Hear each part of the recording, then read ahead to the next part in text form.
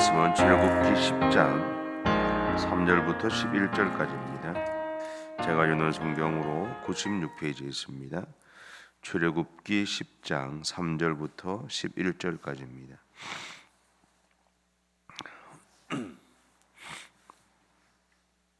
우리 함께 봉독하겠습니다. 모세와 아론이 바로에게 들어가서 그에게 이르되 히브리 사람의 하나님 여호와께서 말씀하시기를 내가 어느 때까지 내 앞에 겸비하지 아니하겠느냐. 내 백성을 보내라. 그들이 나를 섬길 것이라. 네가 만일 내 백성 보내기를 거절하면 내일 내가 메뚜기를 내 경내에 들어가게 하리니 메뚜기가 지면을 덮어서 사람이 땅을 볼 수 없을 것이라.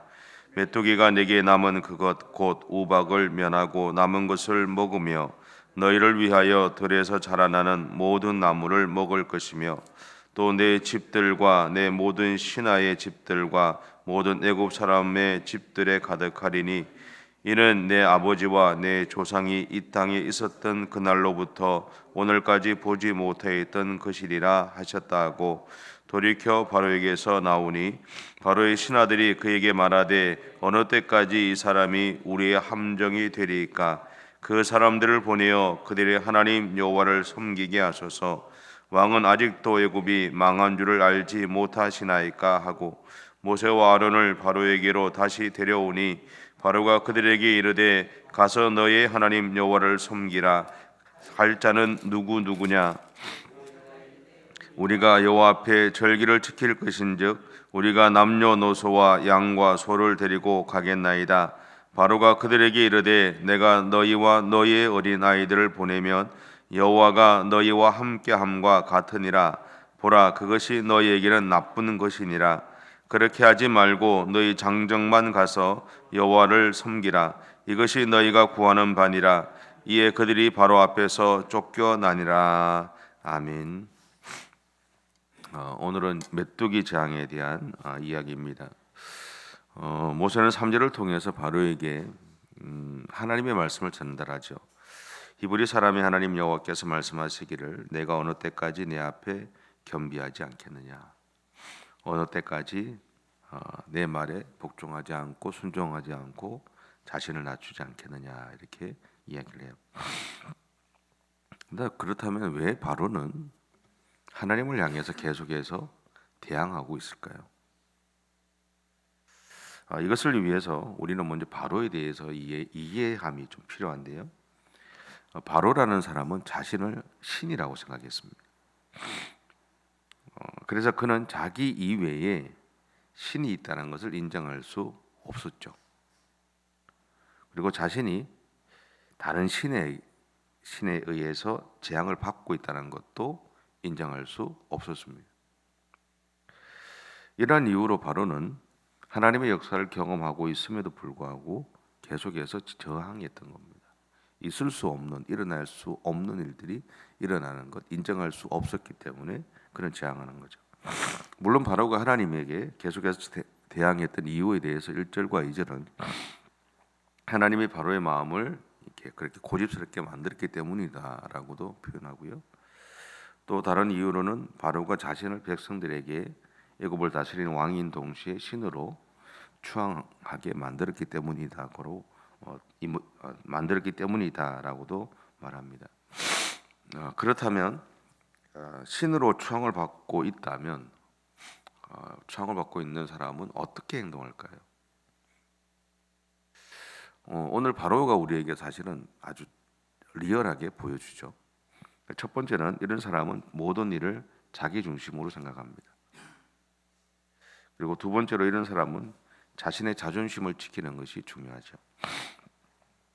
예전부터 우리나라에는 양반 문화가 있었습니다. 그렇죠?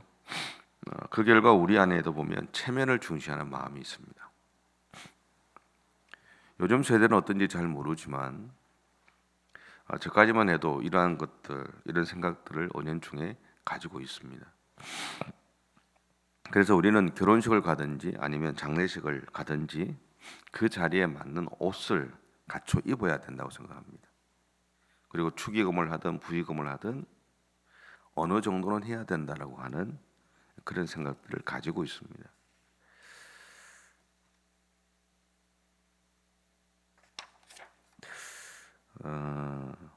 왜냐하면 내가 다른 사람들에게 어떻게 비춰지는가 하는 것이 그것을 중요하게 생각하기 때문에 그렇죠.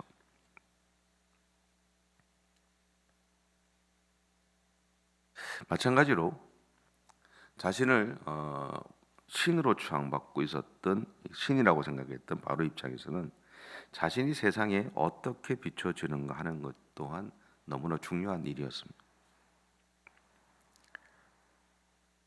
그래서 그는 자신의 실수를 인정하지 않죠. 그리고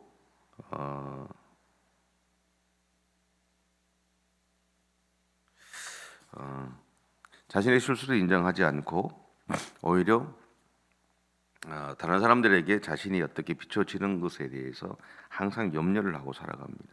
그리고 자신이 다른 사람이 자신들에게 하는 그 이야기에 사실은 굉장히 예민합니다. 그렇다는 것은 자신이 왕으로서 또 왕이고 또 신으로 사람들에게 이야기를 하지만 동시에 그런 자신 있게 살아가는 것 같지만 다른 사람들의 평가에 대해서 평판에 대해서 예민하게 생각하고 살아가는 사람이다라는 거죠. 이제 그런 이제 바로의 입장에서 보면 자신이 다 누군가에 의해서 평가가 되고 자신이 하는 그 일들이 자꾸 막혀져 간다는 것은 있을 수 없는 일이다라는 겁니다. 그래서 그는 이스라엘 백성들이 자신들 하는 그 일들에 대해서 찬성할 수 없었던 것이고요. 그리고 더 나아가서 그는 자신의 방법으로 그 문제를 풀어가려고 합니다. 근데 그런 바로를 향해서 신하들이 그런 이야기를 해요. 어느 때까지 이 사람들이 우리의 함정이 되게 하겠습니까? 저 사람들이 하고자 하는 그 일들을 하도록 해주십시오. 그런 이야기를 해요.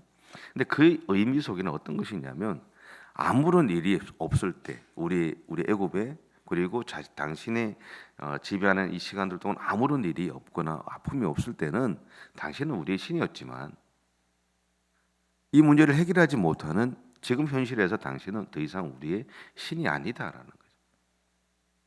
그렇다 그러면 우리의 문제를 당신이 이제는 해결해야 되는데 그리고 우리가 보았을 때 이스라엘 백성들이 섬기는 그들의 하나님이 옳지 않느냐? 당신이 그를 이기지 못하지 않느냐? 그렇다 그러면 그들에게 허락해 주라 그런 거예요. 그들이 원하는 대로 해주라는 거예요. 더 이상 우리가 이런 어려움들을 겪지 않게 만들어 줄 책임은 당신에게 있지 않느냐는 얘기. 그때 바로가 다시 모세와 아론을 부르죠. 그런데 거기서 중요한 것이 뭐냐면 모세와 아론이 요청한 것을 바로가 받아들이려고 하는 것이 아니라 자기가 그들에게 허락해 주는 것, 그러니까 자기가 생각하는 범위 안에서만 허락하겠다라고 얘기하는 거예요. 여전히 바로의 그 모습 속에 뭐가 있냐면 여전히 나는 신이다라는 거예요. 신으로서의 내 자존심을 내가 포기할 수 없다라는 얘기를.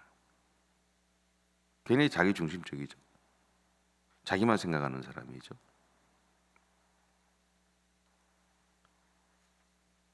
이 결과로 인해서 14절과 15절에 보면요 이런 이야기를 해요. 14절과 15절에 제가 읽어볼게요.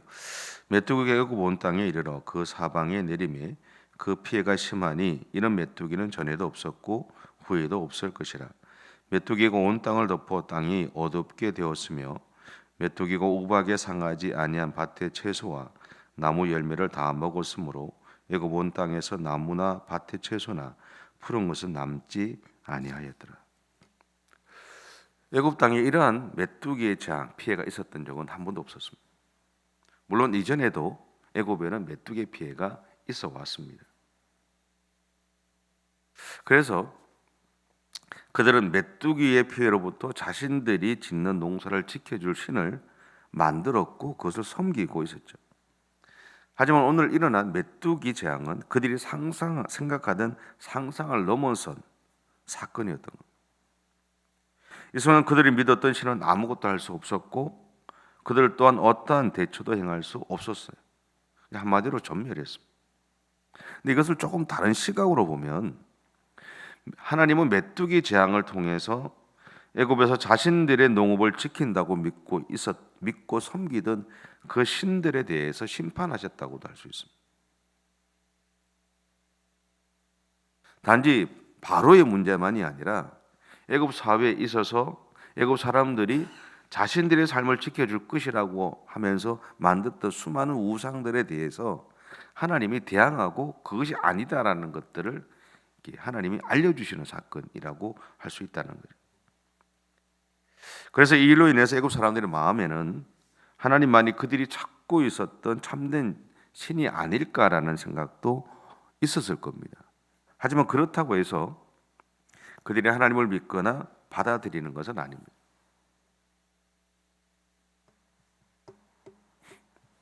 우리 그런 경우 있잖아요. 갑자기 어려움이 생기면 우리가 습관적으로 하는 얘기가 하나 있어요. 뭔지 아세요? 믿는 사람이든 믿지 않는 사람이든 갑자기 버스를 타고 와도 사고가 탁 났어. 네? 아니요. 아이고 하나님. 우리도 모르게 그렇게 해요. 우리는 예수 믿기 때문에 나는 당연히 그렇게 하는 것 같이 하지만 안 믿는 사람들도 해요.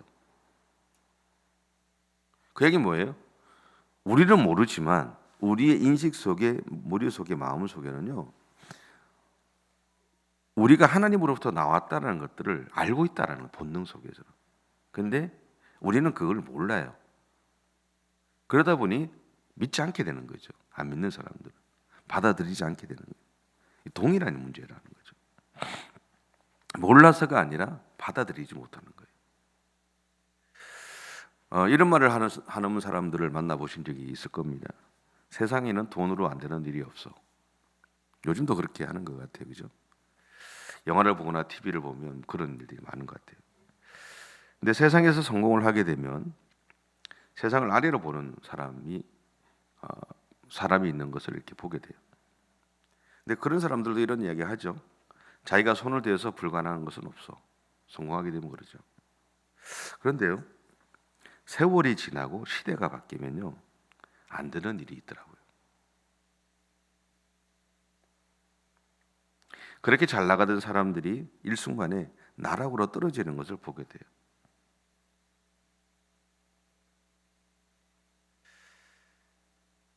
사람들이 그렇게 자랑하던 모든 것은요, 하나님의 축복하심을 하나님이 거두시면 아무것도 아닌 것으로 변합니다.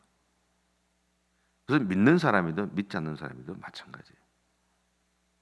여러분이 알고 있는 과거의 대기업들 중에서 정부가 바뀌고 시대가 바뀌면서 일순간에 무너졌던 데가 얼마나 많은지 아시죠? 그래서 어쩔 수 없이 정부에 아니면 정치인들에게 돈을 먹이고 그렇게 하고 있잖아요, 지금도. 우리가 모르는 척하고 그냥 넘어갈 뿐이지 다 그렇게 하잖아요. 살아남기 위해서.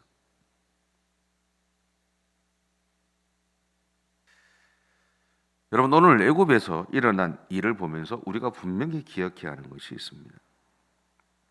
그것은요, 하나님이 나와 함께 하시고 하나님의 축복하심을 허락하시면 우리가 손을 대면 그 결과가 좋게 된다는 겁니다.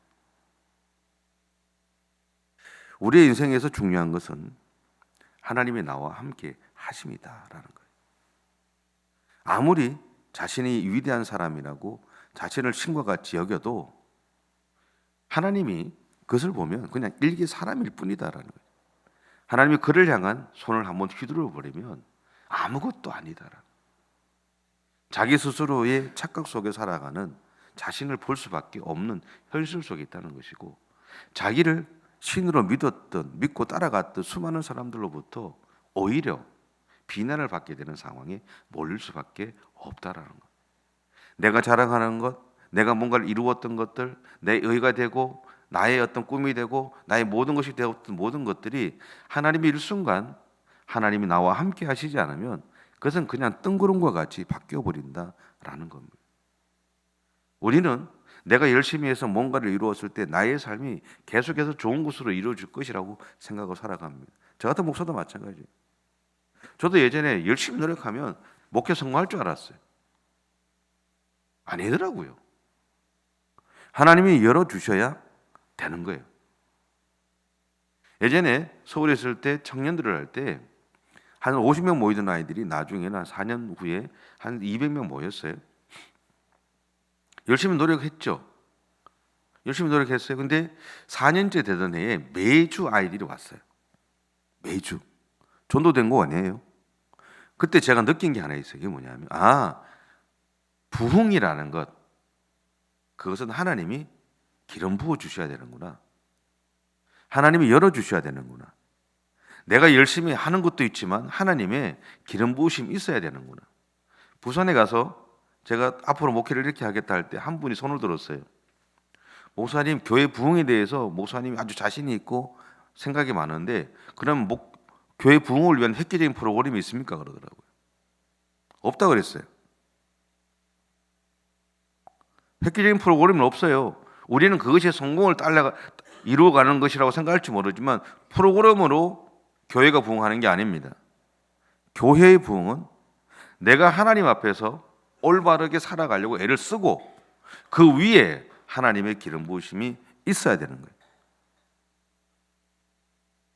믿음의 공동체가 하나님 앞에서 올바르게 믿음의 삶을 살아가려고 마음을 모으고 함께 기도하고 달려가고 그 위에 하나님의 축복하심이 이루어져야 교회는 부흥하는 거예요. 제가 그렇게 얘기했어요. 그렇게 이야기하고 저는 떨어졌다 생각하고 갔어요. 근데 붙였더라고요. 여러분 기억하세요? 오늘도 하나님이 여러분과 함께 하실 때 그것이 여러분의 인생의 진정한 복이라는 사실들, 그것을 꼭 기억하시고 오늘 하루도 그렇게 하나님과 함께 믿음의 삶을 살아가시기를 바랍니다. 기도하겠습니다. 사랑의 주님, 감사합니다.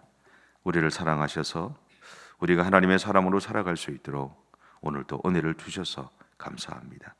오늘도 하나님은 우리와 함께 주실 것이고 우리의 걸음걸음들을 복되게 해 주실 것이고 우리에게 일어나는 수많은 일들 속에서 우리가 무너지지 않고 믿음으로 또 하나님과 함께 그것을 극복하며 이겨나갈 수 있도록 기름 부어 주실 것을 믿습니다. 그 하나님을 온전히 의지하고 그 하나님의 손을 온전히 붙잡고 그렇게 믿음의 삶을 살아가는 우리 모두가 되어줄 수 있도록 하나님 역사해 주옵소서. 감사드리며 예수님의 이름으로 기도드립니다. 아멘. 하늘에 계신 우리 아버지, 아버지의 이름을 거룩하게 하시며 아버지의 나라가 오게 하시며 아버지의 뜻이 하늘에서와 같이 땅에서도 이루어지게 하소서. 오늘 우리에게 일용할 양식을 주시고 우리가 우리에게 잘못한 사람을 용서하여 준 것 같이 우리 죄를 용서하여 주시고 우리를 시험에 빠지지 않게 하시고 악에서 구하소서. 나라와 권능과 영광이 영원히 아버지의 것입니다. 아멘.